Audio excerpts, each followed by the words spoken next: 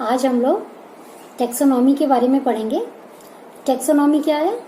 Taxonomy जो है वो वर्गीकरण, यानी हमारे जो पूरा ब्रह्मांड है, जो हमारा पूरा पर्यावरण है, उसमें जो एंजियोस्पर्म वाले पौधे हैं उनमें इतने ज्यादा पौधे हैं कि हम सबको स्टडी नहीं कर सकते। ऐसी स्थिति में हम क्या करते हैं कि इन प्लांट्स को कैटेगराइज कर लेते हैं। तो अलग अलग कैटेगरी में हम इनको समझते हैं, पढ़ते हैं, उनके कैरेक्टर्स पढ़ते हैं और फिर हम आसानी से उनका अध्ययन कर सकते हैं। तो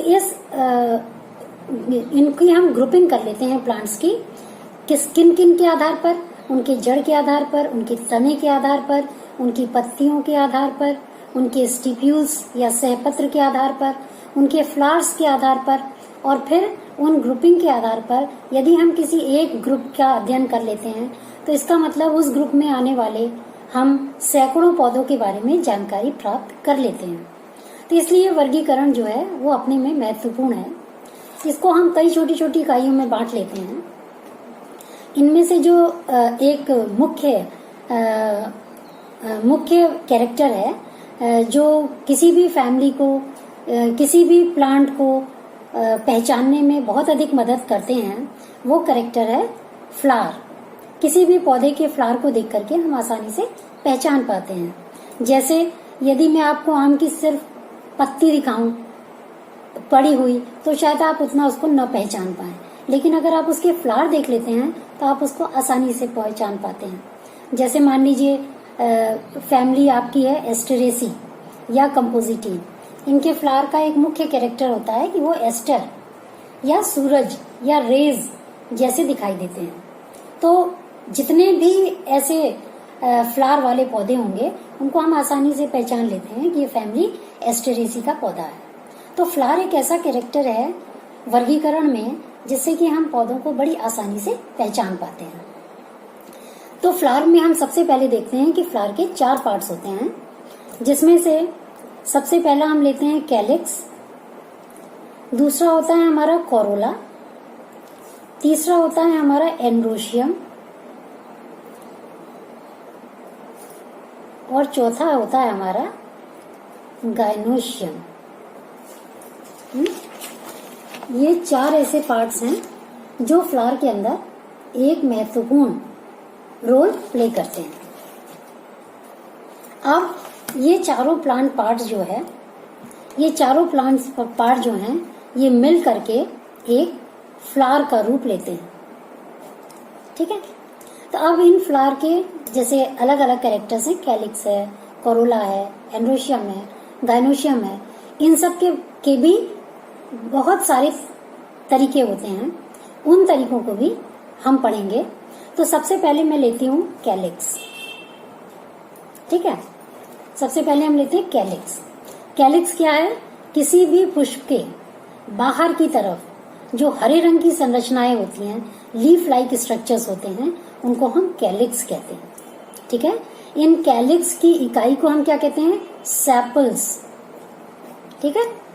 कैलिक्स की इकाई क्या होती है? सेपल्स। तो यदि हम कैलिक्स की बात करते हैं तो कैलिक्स कितने हैं?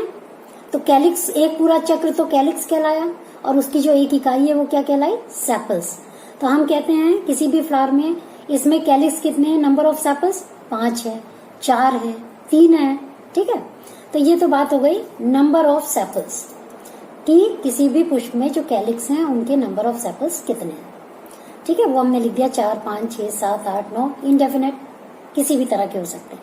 अब जैसे मैंने आपसे कहा कि जो हरे रंग के लीफी लाइक स्ट्रक्चर हैं उनको हम कैलिक्स कहते हैं, लेकिन ये हमेशा हरे रंग के कैलिक्स नहीं हो सकते। ठीक है, ये डिफरेंट तरह के भी हो सकते हैं। They may be scaly, they may be spiny, they may be hairy, they may be papers, hairy papers और ब्रश लाइक डिफरेंट तरह के कैलिक्स हो सकते हैं। तो और वो जो कैलिक्स हैं वो फ्लावर को बहुत तरह से सपोर्ट भी कर सकते हैं। जैसे हम कह रहे हैं कि जो कैलिक्स हैं वो हेयरी पेपर्स हो सकते हैं। तो ये हेयरी पेपर्स क्या करते हैं? ये कई बार सीड्स पर लगे रहते हैं और सीड की डिस्पर्सल में सहायता करते हैं, ठीक है, जिसे हम कहते हैं पैराशूट मैकेनिज्म। तो इस तरह से सेपल्स जो हैं वो फ्लावर को प्रोटेक्ट तो करते ही करते हैं, लेकिन इसके अतिरिक्त वो और भी बहुत से काम फ्लावर के लिए करते हैं। ये तो बात हुई सेपल्स कैसे कितनी तरह के हो सकते हैं। अब सेपल्स में क्या होता है कि ये सेपल्स कई बार क्या होते हैं कि लगे और फ्लावर बना, फ्रूट बना, और फ्रूट बनने के बाद कैलिक्स जो है वो गिर गए, या कैलिक्स और पहले ही गिर गए, है ना। तो इनको हम कहते हैं डेसिडुअस, लगे और कुछ समय पश्चात वो गिर गए। लेकिन कुछ कैलिक्स ऐसे होते हैं जो परसिस्टेंट होते हैं या चिरलग्न होते हैं, वो काफी समय तक पौधे के साथ लगे रहते हैं। जैसे कभी आपने अमरूद खाया हो तो अमरूद के ऊपर एक काले रंग का कुछ स्केली सा लगा रहता है, जिसको आप काटने से पहले छील के गिरा देते हैं, है ना। तो वो क्या है, वो स्केली कैलिक्स हैं और परसिस्टेंट हैं, जो फ्रूट के साथ काफी समय तक लगे रहते हैं। इसके अलावा आपने देखा होगा बैंगन के अंदर, है ना, बैंगन के अंदर वो क्राउन सा एक बना रहता है, जिसकी वजह से बच्चों को कई बार हम लोग बैंगन राजा भी कह देते हैं, है ना। तो वो जो ग्रीन कलर का बैंगन के साथ जुड़ा हुआ स्ट्रक्चर है वो क्या होता है, वो कैलिक्स होता है और वो परसिस्टेंट है। फ्रूट बन गया, फ्रूट पक गया, बट स्टिल वो उससे लगा हुआ रहता है। तो जो परसिस्टेंट कैलिक्स होते हैं, जो कैलिक्स लगे रहते हैं, वो भी दो तरह के होते हैं। कैसे?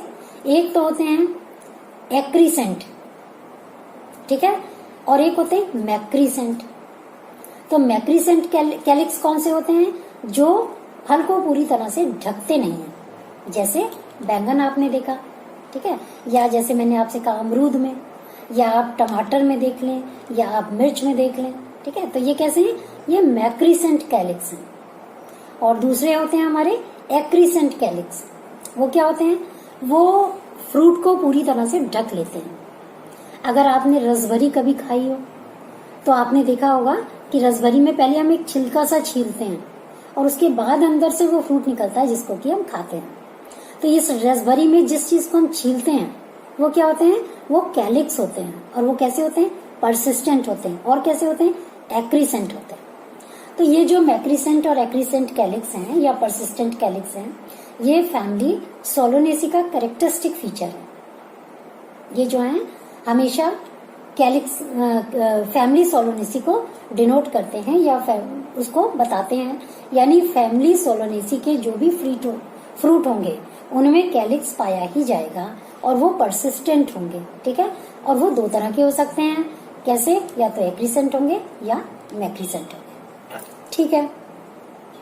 तो ये तो बात हुई दो तरह के कैलिक्स की। तो कैलिक्स जो है वो क्या करते हैं? बर्ड की स्थिति में पूरे फ्लावर को ढके हुए रहते हैं, है ना, या बर्ड को प्रोटेक्ट करते हैं। और जब फ्लावर खुल जाता है तो कई बार वो गिर जाते हैं या नहीं भी गिरते हैं, तो फिर वो फ्रूट को सपोर्ट करते हैं या फ्रूट के साथ लगे रहते हैं या फ्रूट के डिस्पर्सल में सहायता करते हैं। अब हम कैलिक्स के बारे में और क्या जानते हैं? ये जो कैलिक्स होते हैं, ये जैसे मैंने आपको नंबर बताए सेपल्स, जैसे 4 बताया, 5 बताया, तो ये जो सेपल्स होते हैं ये जुड़े हुए भी हो सकते हैं और फ्री भी हो सकते हैं। तो जब ये सेपल्स फ्री होते हैं तब तो हम इनको कहते हैं पॉलीसेपलस, यानी फ्री सेपल्स, ठीक है। और दूसरे क्या होते हैं हमारे? गैमोसेपलस, गैमोसेपलस जिसमें सारे सेपल्स यूनाइटेड होते हैं, ठीक है। तो सेपल्स के साथ एक और टर्म आती है, दैट इज पॉलीसेपलस और गैमोसेपलस। पॉलीसेपलस माने सारे सेपल्स फ्री हैं और गैमोसेपलस माने सारे सेपल्स जुड़े हुए हैं, ठीक है। अब अच्छा, ये जो सेपल्स होते हैं ये एक विशेष तरह से विन्यासित या अरेंज्ड होते हैं। इनका एक विशेष अरेंजमेंट होता है जिसको हम एस्टिवेशन के नाम से जानते हैं। तो ये एस्टिवेशन जो होते हैं वो क्या है? कैलिक्स किस तरह थैलेमस पर लगे हुए हैं। तो ये क्या है? इनमें जो कैलिक्स हैं जो सेपल्स हैं वो सिर्फ उनके किनारे जो हैं दूसरे के साथ पास पास लगे होते हैं, स्पर्श कर रहे होते हैं, पास पास लगे होते हैं, ना तो फ्यूज होते हैं, ना ही एक दूसरे के ऊपर चढ़े होते हैं और ना ही एक दूसरे से दबे होते हैं। तो इस तरह का जो अरेंजमेंट होता है जिसमें कि उनके जो सिरे होते हैं वो सिर्फ पास पास पाए जाते हैं, इस तरह का जो अरेंजमेंट होता है उसको हम कहते हैं वॉल्वेट अरेंजमेंट। जैसे ये है हमारा वॉल्वेट अरेंजमेंट। इसमें क्या है, सारे कैलिक्स के सिरे जो हैं वो पास पास पाए जा रहे हैं। ठीक है, इसको हम कहते हैं वॉल्वेट या कोर स्पर्शी। अब दूसरी तरह के जो हमारे एस्टिवेशन होते हैं उनको हम कहते हैं ट्विस्टेड। अब ट्विस्टेड में उसको व्यवर्ती भी कहते हैं। तो ट्विस्टेड में क्या होते हैं, इनमें से कैलिक्स का एक सिरा ऊपर और दूसरा सिरा दूसरे कैलिक्स से दबा हुआ होता है।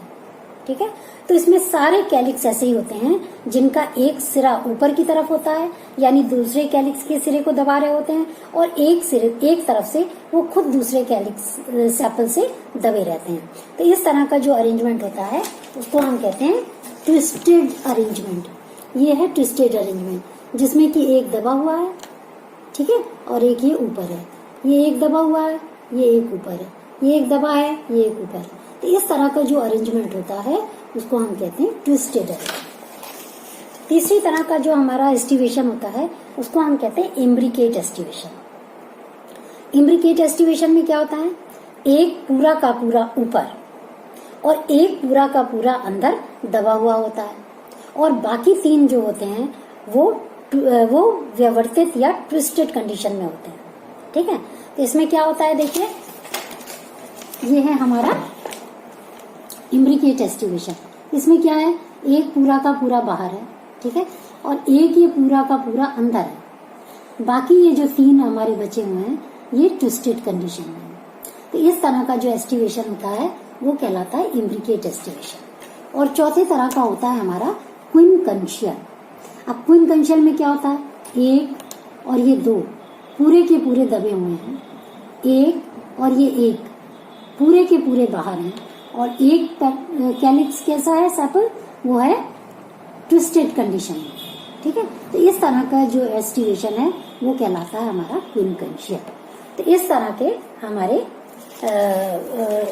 कैलिक्स के विन्यास या अरेंजमेंट्स पाए जाते हैं जिसके द्वारा कि हम कैलिक्स की पहचान